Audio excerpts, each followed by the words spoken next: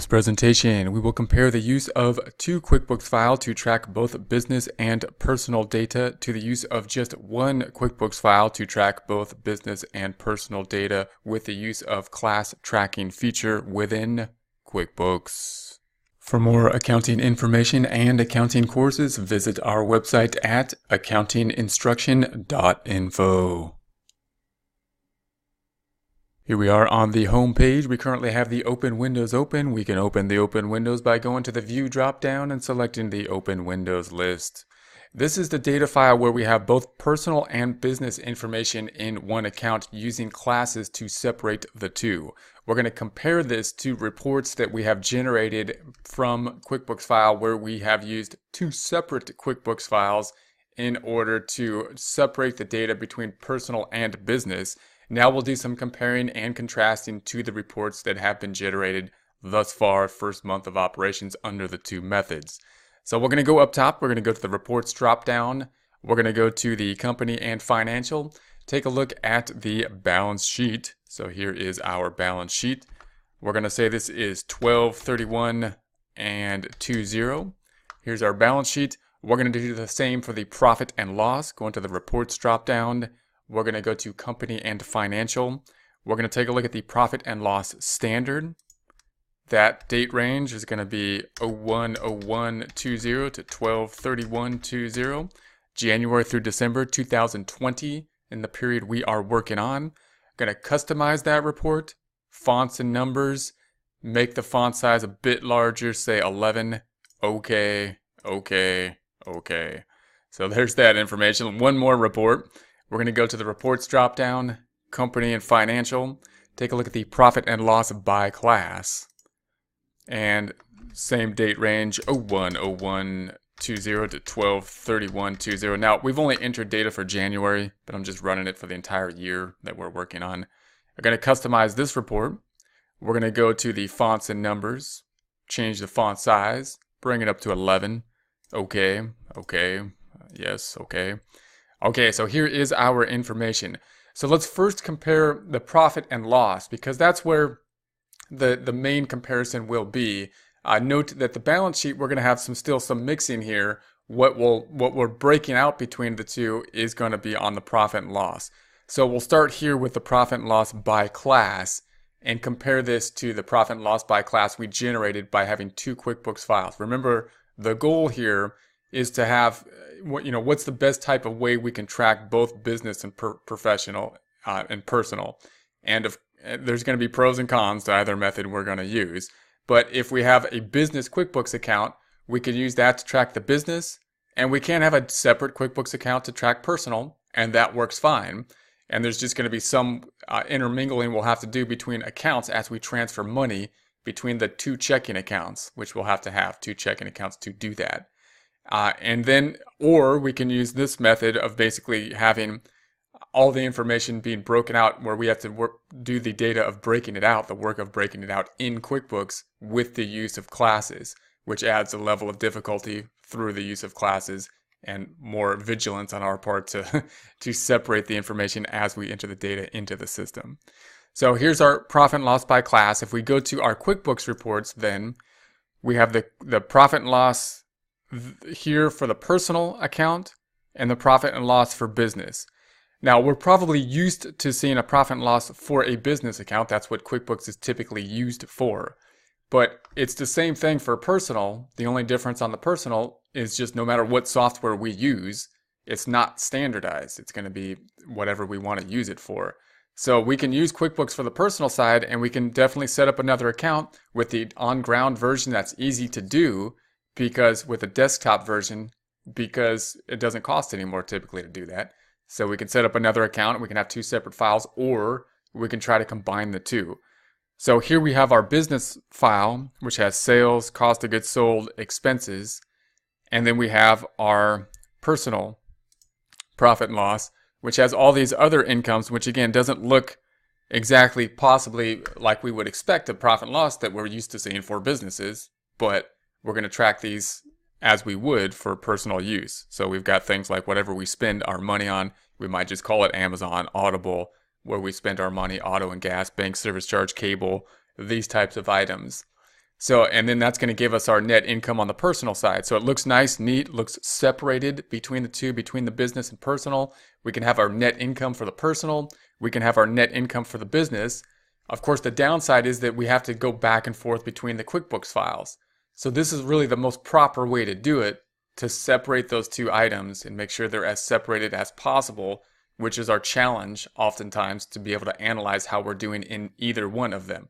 If I want to know how I'm doing on my personal side of things, I don't want to mix it with the business because there's different objectives. I want to, like scientifically, like a scientific method, I want to isolate the thing down to the personal data so I can make best decisions. And that separate files is, makes that easy to do. Or it's one method we can use to force ourselves to do that.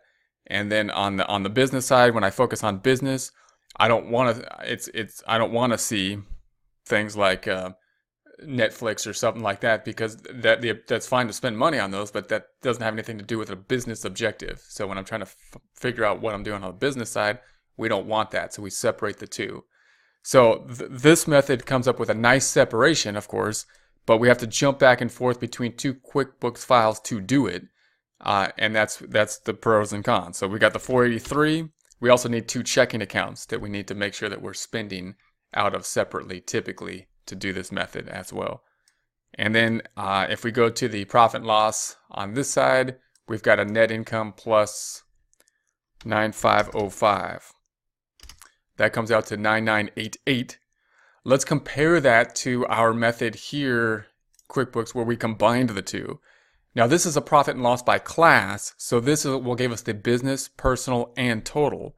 So one of the nice things here is that we do get a total. We get to see the total column, and we can see everything kind of mushed together and see our totals. And it breaks out the business and profession and personal. However, this statement, of course, is a lot uglier kind of look at. It's got 3 columns on it. It's got these subcategories that we added here, which you don't have to add, but it gives us a level of the business and the personal. If we scroll to the bottom of it, we can see that we do get to the net income the same amount. So if we do it all correctly, we get to the same 9988. And the profit and loss here gives us a little bit more data. It breaks it out, side by side so we can see it.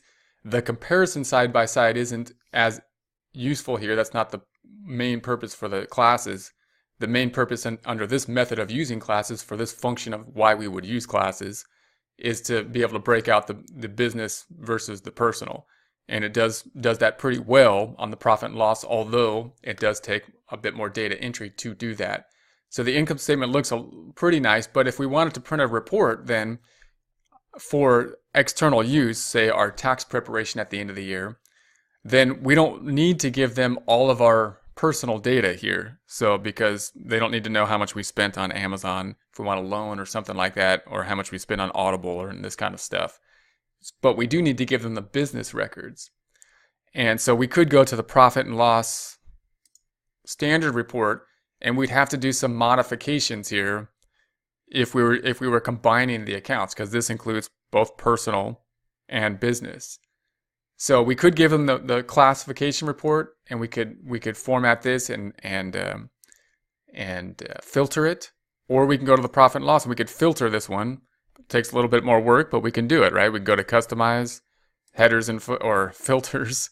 We can go to classes and say I want to sort by the class of just business, and that gives us our profit and loss by business, which is fairly comparable. If I go back over here to our business profit and loss from if we were just to enter our business data. Here it is. If we just entered business data, if we had a separate business checking account, here's our profit and loss. If we go and we split out our account by class, after using classes with having personal and business data in the same file, we could still generate this report. Looks pretty good. So, but we do have to be careful to do it. What do we have to do to be careful? We have to make sure that if we go to the profit and loss by class, that we've classified everything properly. And it's not too difficult to do that, but we need to be vigilant in order to see that, because there are often times where we may have not classified anything, and then we have to reclassify it as we've seen in the past.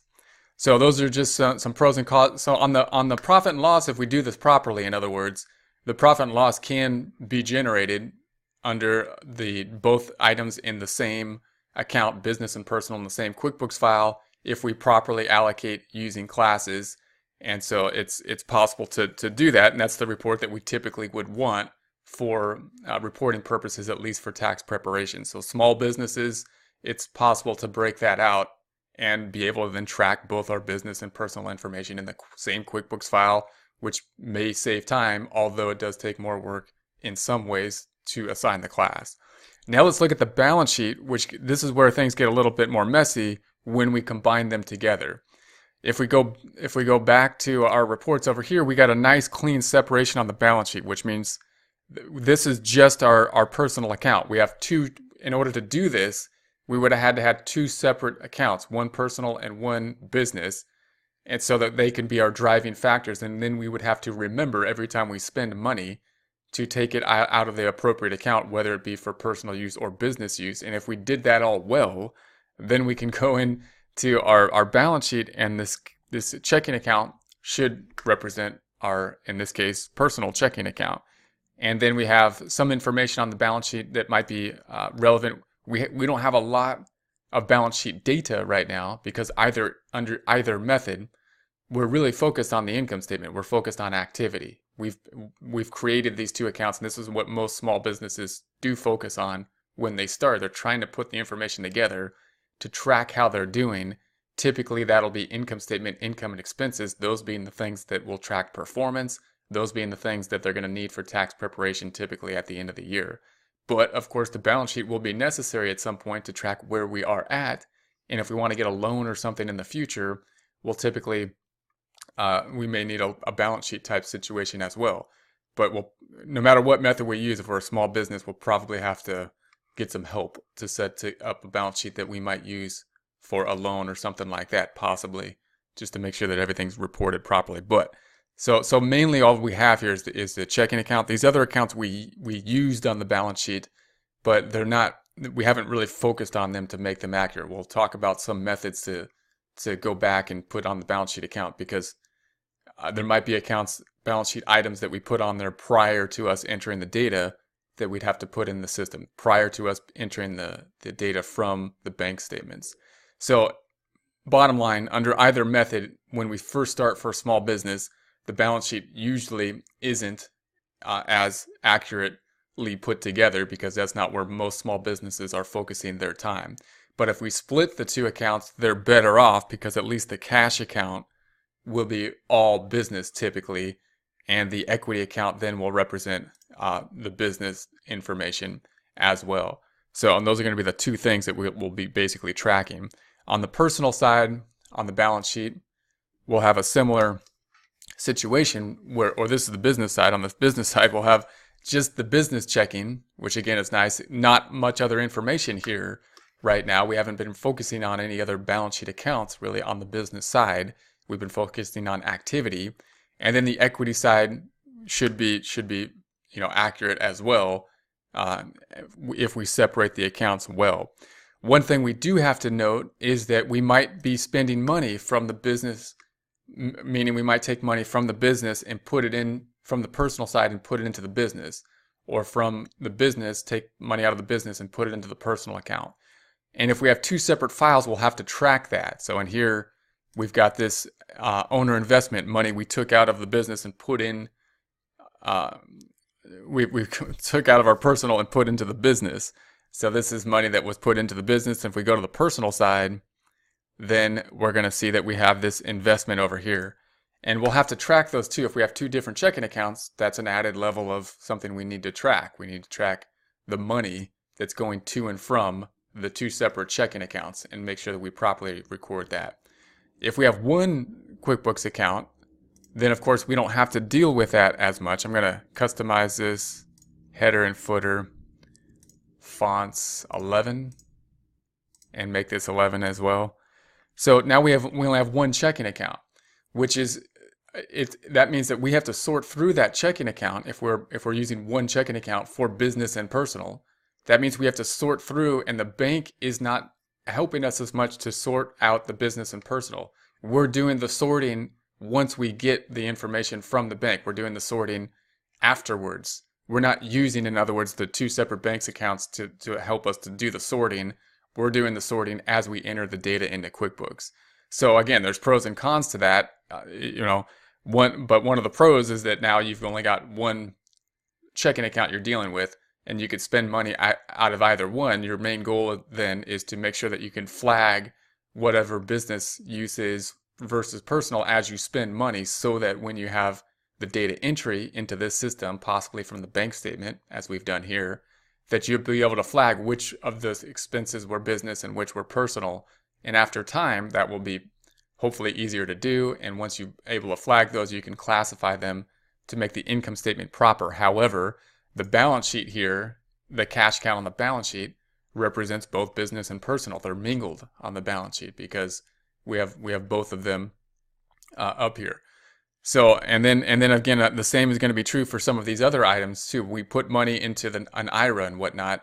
If we want to track some more of our balance sheet accounts, such as our home, we'll talk a little bit about later, or IRAs or investments, then if we only have one QuickBooks file, then we're inevitably going to be mingling together the balance sheet items of the personal and business. They're both going to be included in the balance sheet accounts. So if we wanted to break those out, we'd have to do a little bit more work if we needed to report, say, a balance sheet for just the business or a balance sheet just for personal. So that's going to be, of course, the problem with using the one account and using the classes method. But again, oftentimes for small businesses, you may just need the income statement to report for Schedule C on tax preparation, or for personal informational use on activity, on performance, income statement, profit and loss type of information. If we compare some balance sheet items, because we've entered the same data into both areas, we can say, okay, let's take a look at the balance sheet and say, here's going to be our checking account. So in this example, we had two checking accounts, which were 9630 plus the other checking account for the business account, so plus 3853, which comes out to 13,483. If we go back to our QuickBooks file for both accounts, that's the same data in the combined account. So we entered the same data, and if we had the classes, this would include, of course, both business and personal. And if we had them broken out, we'd have to have two separate accounts. We could see the IRA is going to be here. If we go back to our data, then the IRA is going to be something that we see here on the personal side, and it's not going to be on the business side. If we go back over here, we've got the credit card. So if we go to the credit card information, then the credit card is on the personal side as well. So we're tracking the personal side on the credit card. They're not being broken out, of course, on the QuickBooks where we have them both combined together. The classes aren't helping us to break out the balance sheet accounts. And then we've got the total equity. And if we add up the total equity, then we're going to say that that's going to be the equity of the 12715. So it's going to be the equity of the 12715. And then we're going to go to the balance sheet for the business and add the equity of the 3853. And then if we go to the combined account, we're at 14,198. So it's a little bit different. What's the difference? Minus the 14198. That's going to be the 2370. And that has to do with the transfer. So the transfer between the two accounts, which was this 2370. When we transferred money from the business to the personal, we have this asset, and we put the other side into the equity to track the investment that the owner put from the personal into the business. So that's just some of the comparison. So bottom line is that if you were to combine the two accounts together using classes business and personal, then it's possible to break out a profit and loss to format pretty nicely to be able to track that, be able to use that information, possibly track out other information under either method for other areas you may need, including tax preparation needs. For example, if we go to the profit and loss, some of this stuff like the college funds, we could print a report on college payments and whatnot to help with those items that are not business related that we might need to run a report for to give to our tax preparer at the end of the year. So either method could help us for that. That's one of the reasons we want to track the personal data. And either method's good to do that. The classes method, however, doesn't help us to break out the balance sheet between the business and personal as well. So especially as a business grows, they may have, of course, more need for full financial statement presentation for things like bank loans or other type of needs. We might need more information to separate the financial statements more and more. And at that point, of course, we would want to make sure that to separate as much as possible. For a small business, that's like a Schedule C type business, and we want to make things as easy as possible for recording that data, and tax preparation at the end of the year then may be appropriate to use the classes method and just use one checking account and be able to break that stuff out within the one QuickBooks file. Might be easier to just use one QuickBooks file than to jump back and forth to use one checking account than to jump back and forth and do our best to classify that information in that QuickBooks file to meet the needs that we have. For more accounting information and accounting courses, visit our website at accountinginstruction.info.